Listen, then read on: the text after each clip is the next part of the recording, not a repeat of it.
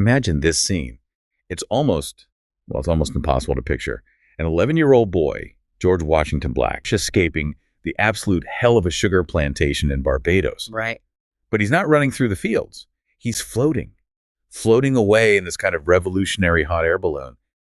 And his destination, impossibly it seems, the frozen, complicated shores of Halifax, Nova Scotia. That's such a powerful opening image. Isn't it? That striking visual. It's right at the heart of Essia Duggan's incredible novel, Washington Black. But today, we're actually going to step back from the fiction, brilliant as it is, and ground ourselves in the real gripping history that makes that fictional journey feel so resonant. That's what sits behind the story. Exactly. Our mission here is to do a deep dive into the historical threads, the cultural roots that tie Barbados and Halifax, Canada together. It's a connection that goes back centuries. It's deeply personal for many, surprisingly complex. It really is. Our main source for this is a nonfiction book, Rogues in Paradise. And it works almost like an unofficial companion piece, giving us the real-world backdrop for the world Wash Black fled and the place he was trying to reach. So peeling back the layers of the fiction to see the history underneath. Yeah. We're asking, how does this fictional journey of one boy mirror the actual struggles, the huge migrations, and maybe the quieter triumphs of the people across the Atlantic? So let's dig into this history. Well, to really get why that journey from Barbados to Halifax holds so much weight, you kind of have to start right at the beginning of the British Empire's Caribbean project. Yeah. And the really crucial thing to understand about Barbados is that it wasn't just a slave society. It was effectively the first British slave society, the prototype. The blueprint, you mean? Exactly that. The sources we looked at call it the testing ground. By the middle of the 1600s, Barbados had developed this incredibly brutal efficiency. Sugar production, controlling the enslaved population. A horrifying system. Horrifying, yes. And efficient in the worst way. This system was then basically exported across the Caribbean. They even codified it, with laws like the 1661 Slave Code. What did that do? It legally defined enslaved people as chattel. Personal property, stripped them of absolutely all rights. This extreme system, perfected, if you can use that word, in Barbados, it set the standard for generations of exploitation. Wow. So Barbados is building this machine of extraction and brutality. Where does Halifax fit in? It couldn't have been totally separate, right? No, not separate at all. Halifax, Nova Scotia played a really critical role, and a complex one.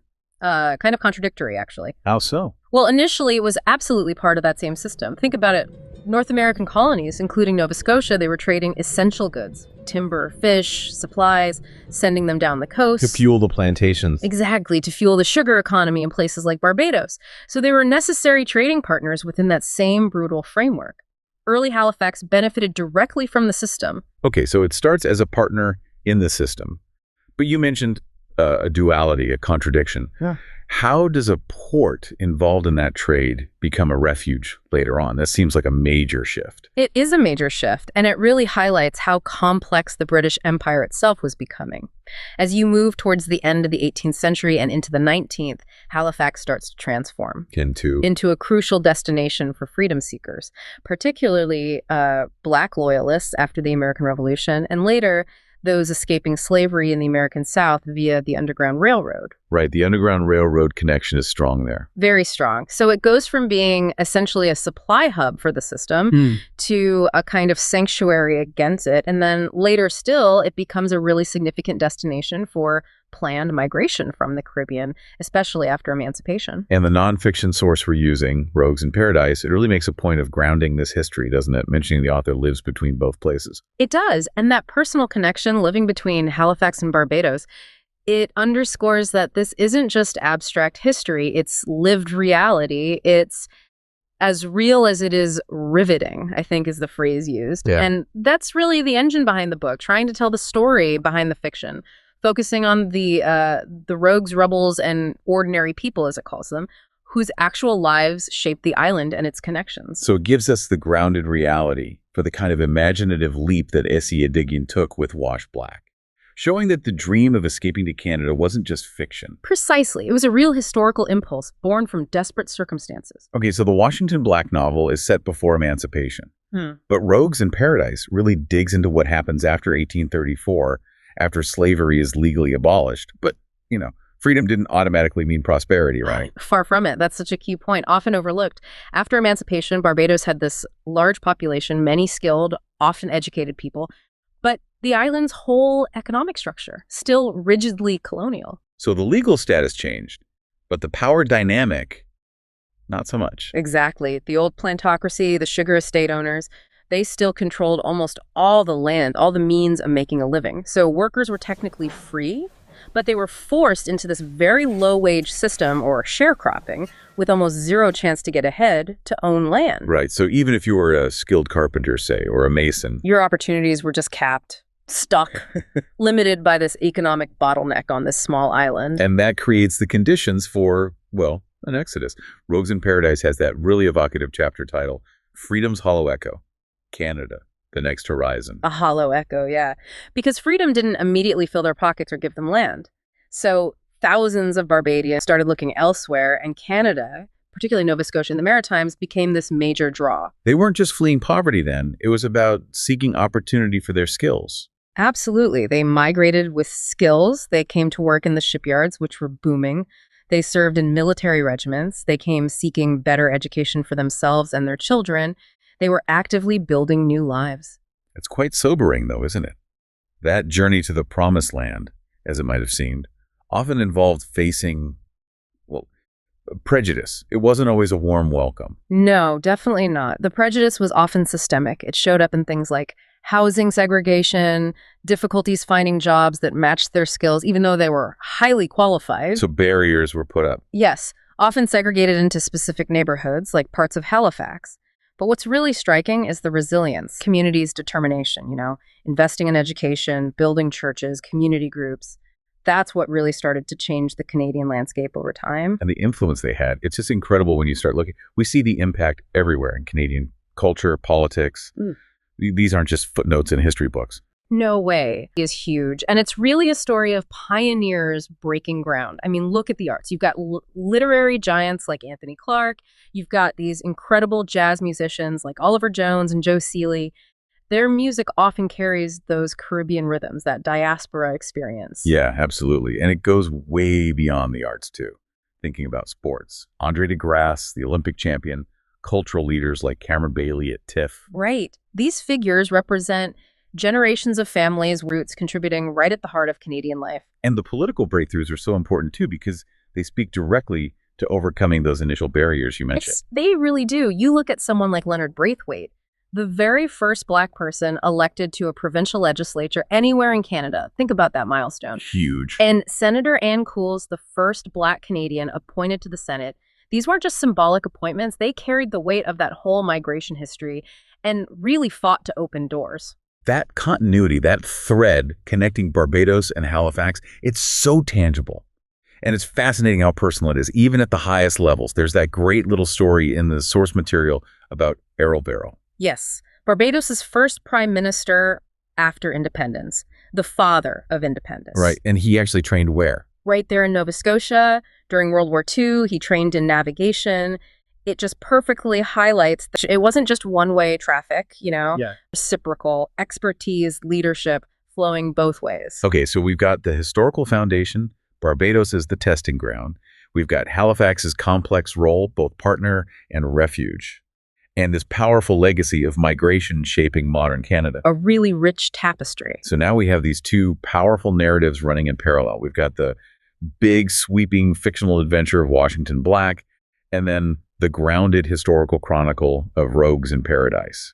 Why do we kind of need both to really get the full picture? Well, I think it boils down to something the sources touch on, this idea of the silenced past, meaning that the official histories of places like Barbados, they were overwhelmingly written by the colonizers. They focused on, trade statistics, ship arrivals, profits, the triumphs of empire. Out the human cost. Exactly. The lived reality of the enslaved people, their daily acts of resistance, small and large, their family lives, their culture, their hopes, their fears, that was deliberately minimized or just completely erased from the official record. So the archives, the documents that historians usually rely on, they're just or missing entirely for the most marginalized people. Pretty much.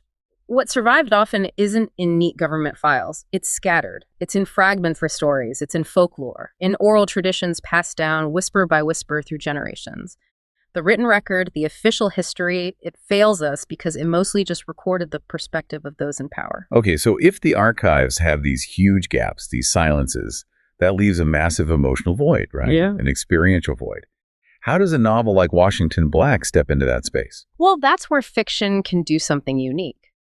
Eduyon's novel, as the source material puts it, it ferreted out deeply felt memories from the faintest traces. It reconstructs the emotional truth. What did it feel like to be that enslaved boy, dreaming of flight, seeking self-definition? Fiction can give us that internal world, the psychology, the hopes and fears, in a way that, just reciting historical facts never could. It fills in the humanity that the records left out. Precisely. And that brings us back to Rogues in Paradise, the nonfiction source. It takes a different approach, but it's also aiming for that recovery, just in another way. How does it do that? It's described as a creative chronicle. It's grounded in real interviews, documented oral histories, actual encounters. So instead of inventing one fictional journey, it tries to piece together the mosaic of all those absent voices, the collective story. Right. It shows how ordinary, real people resisted, endured, and redefined themselves living under slavery and empire. It takes those genuine fragments of truth and weaves them into a coherent narrative that tries to honor that collective experience. So this dual approach, the emotional depth from fiction, the documented collective experience from the creative chronicle, it really raises a big question about identity and history today, doesn't it? Yeah. Why is it important for us now to engage with both these kinds of stories about the Caribbean-Canadian link? Because the legacies we're talking about, colonialism, slavery, migration, resilience, they aren't just dusty history. They're still shaping our present. In what ways? Well, these narratives, both fiction and nonfiction, they open up deeper, frankly necessary conversations about identity, about belonging, about how the past informs who we are now, both individually and as societies. Okay.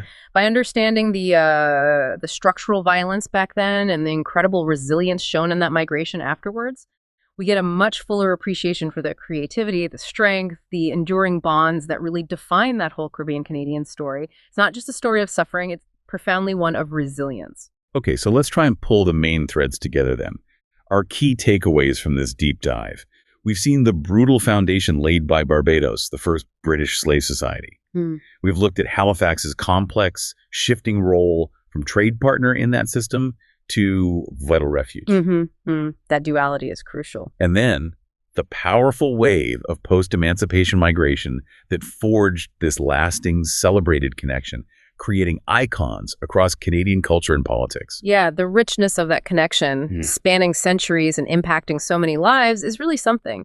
And I think as we kind of move away from the specific source material now, we're left with a really interesting question to chew on. Right. It's the question that sort of ties Washington Black and Rogues in Paradise together, and really our whole discussion, which is, how does fiction, like Eduyon's novel, complement or maybe even challenge a nonfiction chronicle like Rogues in Paradise when it comes to telling the full story of resilience and identity? It's a great question to ponder. You could argue maybe that the nonfiction gives us the map, the historical context, the economic drivers, the why the journey happened. Okay, the structure. Yeah, but maybe the fiction, like Washington Black, gives us the compass, the internal, personal, desperate need for freedom that actually propelled someone like Washer across those miles, the human heart of it.